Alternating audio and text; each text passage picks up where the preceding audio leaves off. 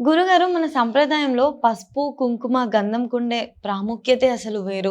కుంకుమ అంటే ఒక సౌభాగ్యమైన స్త్రీ ఇట్లా నుదుటిన బెట్టుకుంటది. కుంకుమ ఇప్పుడు టిక్లీలు ఇవన్నీ వచ్చాయి. కానీ ఒకప్పుడు కుంకుమనే బొట్టుగా పెట్టుకునేవాళ్ళు కదా! అసలు ఎందుకింత ప్రాముఖ్యత వచ్చింది వీటికి? సౌభాగ్య లక్షణాలు అని నువ్వే చెప్తున్నావుగా. హ్మ్. మళ్ళీ నేను చెప్పేదేముంది? అంటే ఎలా వచ్చింది గురుగారు? అయితే ఎందుకు ఇప్పుడు ఇంకో డిసైడ్ మాట అన్నావు. చేశారు? ఆ! ఈ సౌభాగ్యాన్ని స్త్రీలు పెట్టుకుంటారు అని. ఇది అబ్బాయిలు అబద్ధం. కూడా. ఆ! మరి పురుషులు కూడా పెట్టుకుంటారు. అవునవును. మరి నా మొహాన కుంకుమే ఉందిగా. హ్మ్. కాబట్టి హ్మ్. ఇవి శుభమైనటువంటి లక్షణాలు ఎవరైనా పెట్టుకుంటారు. ఓకే. స్త్రీ పురుషుల తేడా లేదు. హ్మ్. ఎవరైనా పెట్టుకుంటారు. హ్మ్. అయితే ఇది పసుపు కుంకుమ అనేది ఎలా తయారు చేస్తారు? హ్మ్. హరిద్ర చూర్ణం కదా, పసుపు పసుపు పొడి కదా అది. హ్మ్. హ్మ్. దాంట్లో కొంత కెమికల్ కలిపి హ్మ్. ఆ రంగు వచ్చేటట్టుగా చూసుకొని దాన్ని మనం మొహాన పెట్టుకోవటం అనేది జరుగుతుంది. హ్మ్. అయితే ఆ కెమికల్ కనుక ఎక్కువైనట్లయితే మొహాన పుండు పడుతుంది అనే సంగతి కూడా మీ అందరికీ బాధ. అవును గురుగారు. అది చాలా జాగ్రత్తగా చూసుకోవాలి. హ్మ్.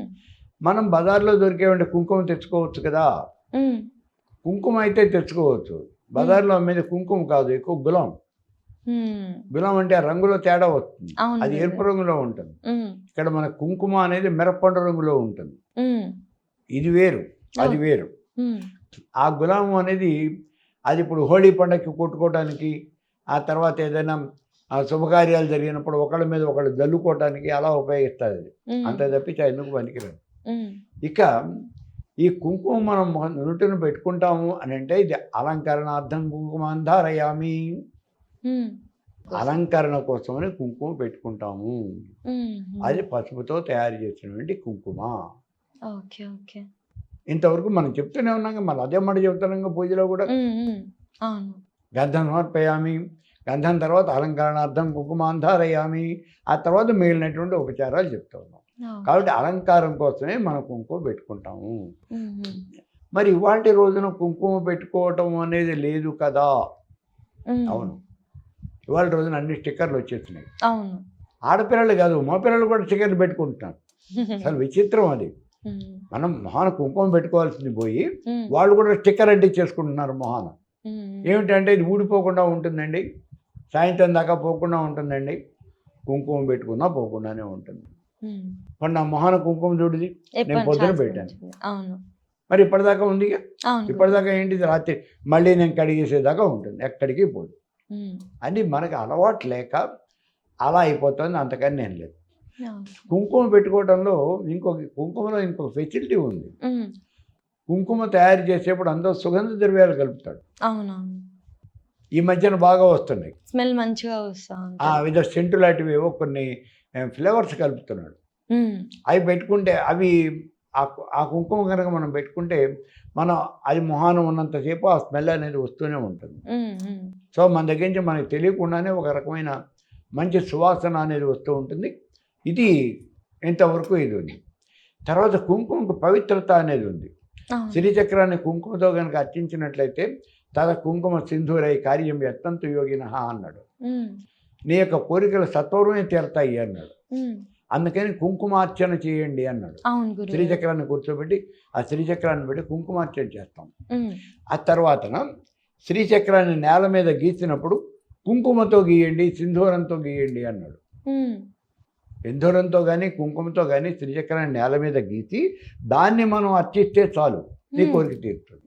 హ్మ్. అంటే కుంకుమ యొక్క ప్రాశస్త్యం అనేది అంత గట్టిగా చెప్పాడు. ఓకే.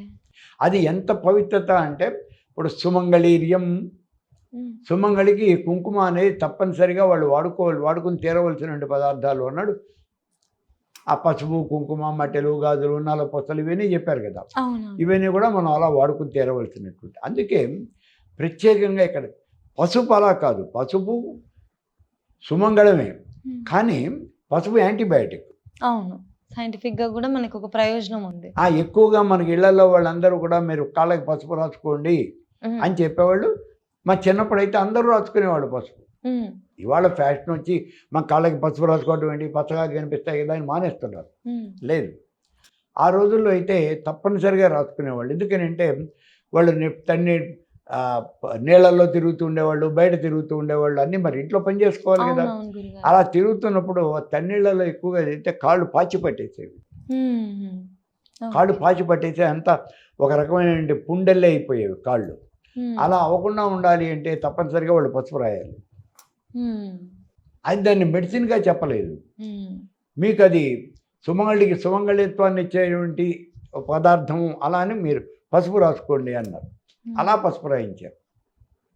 అంటే నేను ఇందాక చెప్పాను, ప్రతి దాంట్లోనూ కూడా సైన్స్ని ఇన్వాల్వ్ చేశారు. అవును గురుగారు. మనకు తెలియకుండానే మీరు ఆ పసుపుని మనతో వాడించారు. ఆ పసుపుని మీరు అన్ని మనం వాడుకునే పదార్థాలు అన్నింటిలోనూ పసుపు వేయండి అన్నారు. అవును, తినే ఫుడ్లో అన్నింటిలోనూ పసుపు అంటే బజార్ నుంచి కొనుక్కొచ్చింది కాదు, పట్టించింది. ఆ రోజుల్లో కొనుక్కు రావడం తెలియదు కదా. అవును గురుగారు. మా చిన్నప్పుడు పసుపు అంటే పసుపు కొమ్మలు తెచ్చి ఆరబెట్టి అవన్నీ పగలగొట్టి పసుపు కొట్టేవాళ్ళు విడిగా ఉండేవాళ్ళు. వాళ్ళని పిలుచుకుంటే వాళ్ళు వచ్చి ఆ పసుపు అంతా పట్టి మన ఇంట్లో ఇచ్చి అప్పగించి వెళ్ళేవాళ్ళు. దాంతోనే కుంకుమ కూడా కొట్టించుకునేవాళ్ళం. ఆ పసుపు మాత్రమే వాడాలి. బయట పసుపు అంటే ఇది కల్తీ పసుపు, ఇది నా మాట ఇంక లేదు. ఆ పసుపునే మనం పచ్చళ్ళలో వేసుకునేవాళ్ళం, ఇంట్లో వాడుకునేవాళ్ళం, అన్ని రకాలుగా కూడా ఆ పసుపు వాడుకునేవాళ్ళం. అది మెడికేటెడ్, దాని నుంచి తయారు చేసినటువంటిదే కుంకుమ. అందుకని ఆ కుంకుమ కూడా మనం వాడుకోవటం అనేది అలా అలవాటైపోయింది.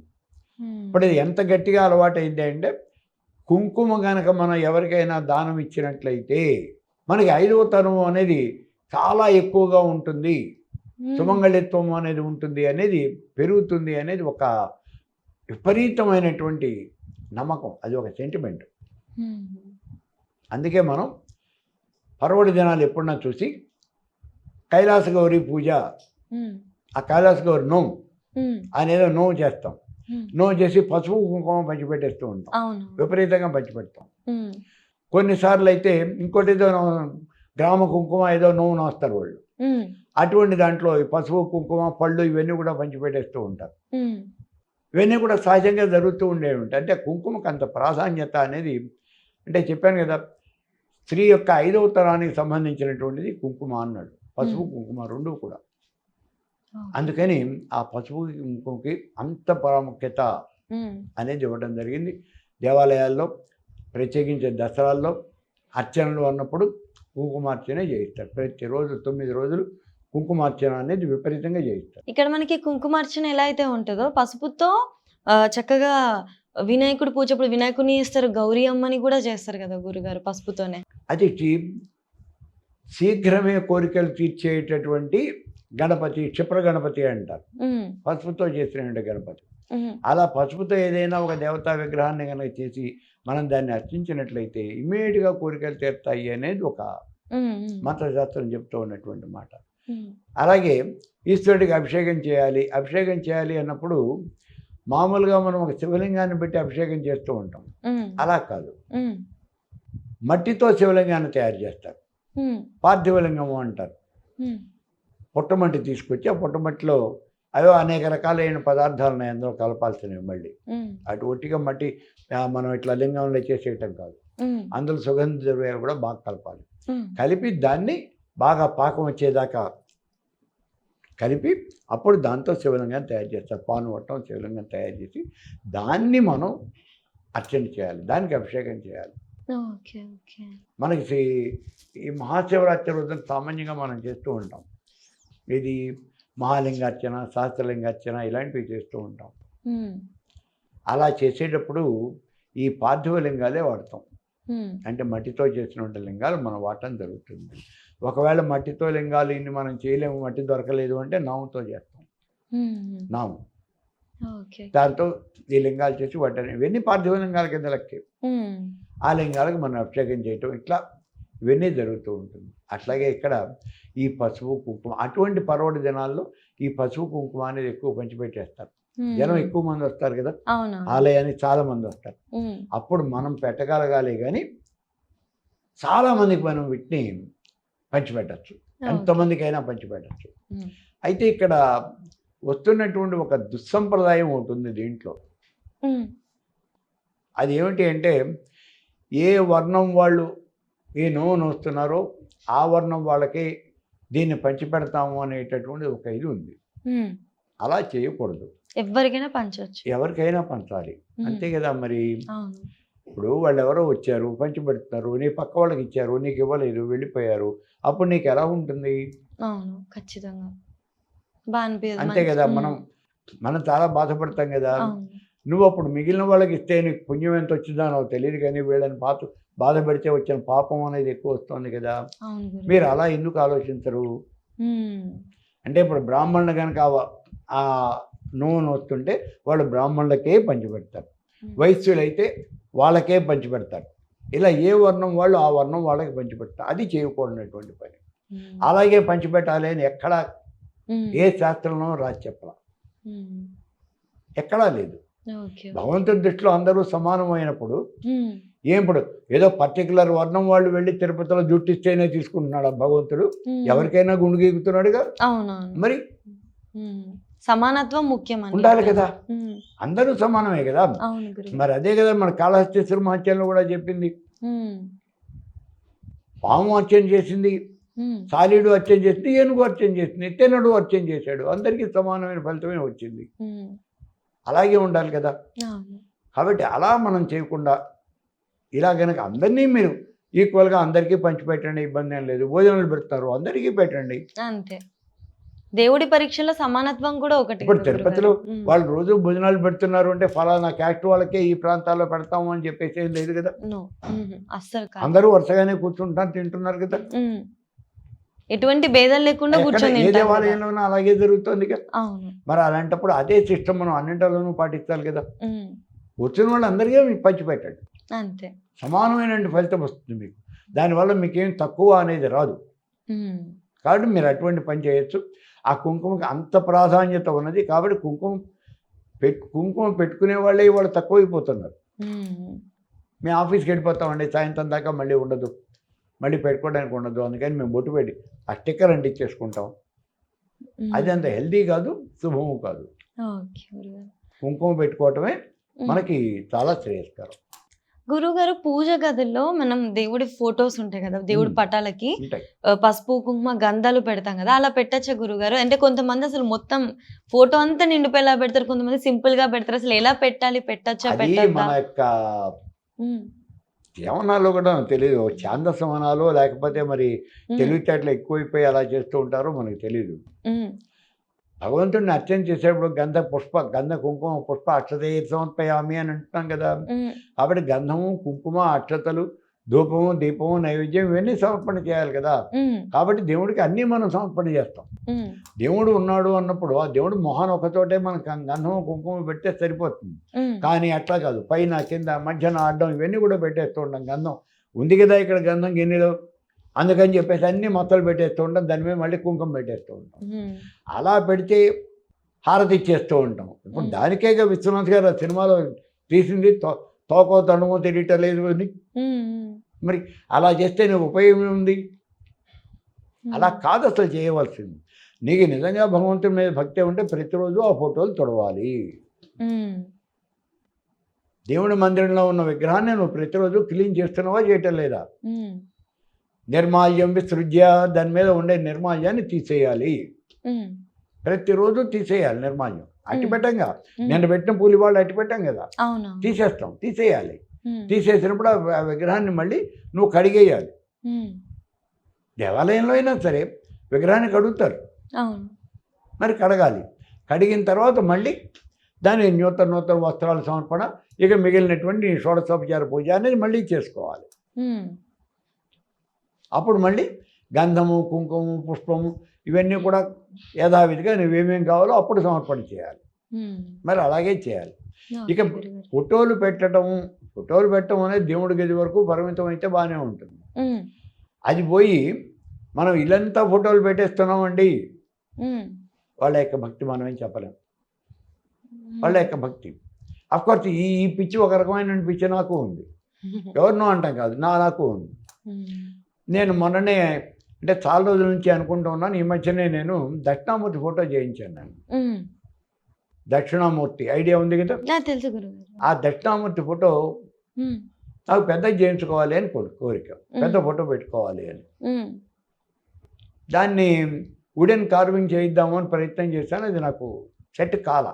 హ్మ్. సరే మొన్న వుడెన్ కార్వింగ్ ఎందుకు అసలు మనం కలర్ ఫోటోనే పెట్టేద్దాము అనిపించింది. సరే ఏదో మొత్తానికి ఒక ఫోటో చూపించి పెట్టించాను. చూసే వాళ్ళకి ఇబ్బందికరంగా అనిపించవచ్చు. అది ఎంత ఉంటుంది? నీ ఎత్తు ఉంటుంది. నా ఎత్తా? ఇంకో 2 అంగుళాలు ఎత్తుందేమో కూడా. ఇంకో 2 అంగుళాలు ఎత్తుందేమో కూడా. 5:4 ఫోటో అది. 5:4 ఫోటోని ఫ్రేమ్ కట్టిస్తే ఇంకో 4 అంగుళాలు పైన కింద పెరుగుతుంది కదా. అవునవును. 5:4 ఫోటో. మరి అంత ఫోటో ఇంట్లో అవసరమా అండి? నాకు అవసరం అనిపించింది, నేను పెట్టుకున్నాను. ఎవరి ఇష్టం వాళ్ళది. అంతే కదా. ఇప్పుడు అట్లాగే మరి దేవుడి గదిలో ఫోటోలు ఉంటే బాగానే ఉంటుంది. ఇది నేను దేవుడి గదిలో పెట్టలేదు, హాల్లో పెట్టాను.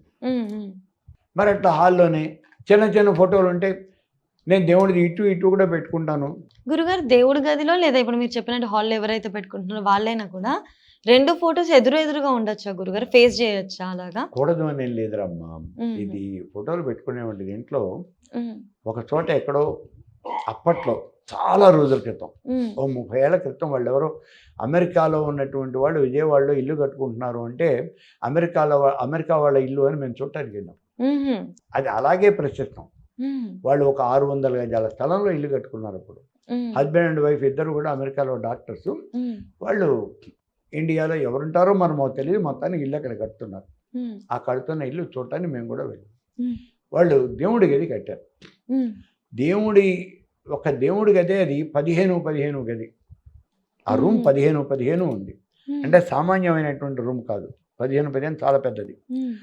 ఇంత పెద్ద రూమ్లోనూ గోడకి అన్ని వైపులా కూడా ఈ పింగాణి రాళ్లతో దేవుడి ఫోటోలు ఉంటాయి కదా. ఇప్పుడు మనం వాకిట్లో అంటిస్తూ ఉంటాం, వినాయకుడు లేకపోతే ఆంజనేయ స్వామి, టైల్స్ లాగానే ఉంటాయి బేసిక్ గా. అవి చిన్నవి తగ్గించి పెద్దవి కూడా ఉంటాయి. అంటే 2-3 రాళ్ళు కలిపి, లేకపోతే ఇలా పెద్ద పెద్దవి 2-3 సైజు కూడా ఉంటాయి. అలాంటి ఫోటోలు ఇట్లా చుట్టూ పెట్టేశారు రూమ్ మొత్తం. యువతలు ఇక్కడ దేవుడు ఉండే ప్రదేశంలో అక్కడ ఏదో ఖాళీ వదిలిపెట్టారు, వాడు దేవుడి మందిరం పెట్టుకుంటారు అని. మీరు ఎటు తలకాయ తిప్పినా సరే మీకు ఏదో ఒక దేవత ఇదే కనిపిస్తుంది ఆ రూమ్లో. అంటే అక్కడ వాళ్ళ ఇంటెన్షన్ ఏమిటి అంటే, దేవుడి గదిలో మనం ఉన్నప్పుడు మనకి ఎటు చూసినా దేవుడే కనిపించాలి తప్పించి ఇంకేం కనిపించకూడదు. అది వాళ్ళ కాన్సెప్ట్. బాగానే ఉంది, తప్పేం లేదు. అలాగే ఇంకో చోట ఎక్కడో ఒక వాళ్ళు కన్నడం కన్నడ వాళ్ళ దీనికి వెళ్ళాను, మధులు. వాళ్ళు శ్రీకృష్ణుడు రాధ మధ్యలో, హాలు మధ్యలో ఇంత దిమ్మలే కట్టేసేసి ఆ దిమ్మ మీద 3 అడుగులు ఎత్తి విగ్రహాలు పెట్టేశారు. శ్రీకృష్ణుడు రాధ పాలరాతి విగ్రహాలు పట్టుకుని పెట్టేశారు హాలు మధ్యలో. వాళ్ళు ప్రతిరోజు దానికి నియమం తప్పకుండా ధూపదీప నైవేద్యాలు సమర్పణ చేస్తారు. మధువులు కదా, వాళ్ళకి ఎక్కువ శ్రీకృష్ణ పరమాత్మనే వాళ్ళ ఆరాధ్య దైవం. అందుకని వాళ్ళు అలా సమర్పణ చేస్తున్నారు. వాళ్ళ యొక్క ఆసక్తి, మనం కాదు అని చెప్పడానికి లేదు. అందుకని వాళ్ళు ఎక్కువ ఫోటోలు పెట్టుకున్నారు అంటే వాళ్ళ ఇష్టం. వాళ్ళకి కావాలి అనుకున్నప్పుడు మొత్తం అదే చూడొచ్చు. ఓకే గురుగారు, ధన్యవాదాలు గురుగారు. Very good.